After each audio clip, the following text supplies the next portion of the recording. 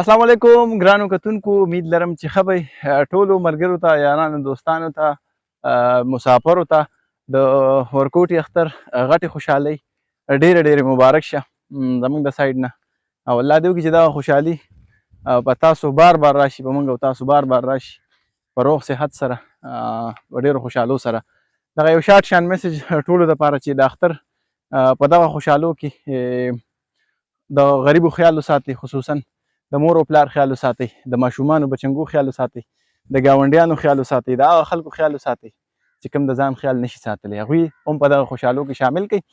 او د اختر په دغه مبارکه ورځ الله پاک هغه درې کسان نه بخي، دا د بخشش یو ورځ ده، یو موقع انسان له الله پاک ورکوي په کال کې.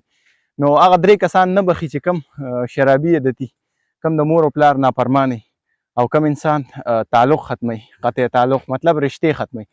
نو د دغه درې واړو کټګري نه ځان وساتئ. که څوک هم په دغه کې په یو کټګري کې نو الله درته بخشش نه کوي په دغه مبارکه ورځ هم. دا څیزونه ځان نه وباسئ، که چا سم نه لګي ورشئ ورته غاړې باسئ، د الله د رضا دپاره یې معاف کړئ او معافي ترې وغواړئ.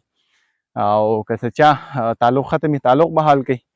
څوک شرابي، الله دې نه کړي، نشته پښتنو کې شرابیان، خو بیا هم که څوک د دغه عادت نه واوړئ.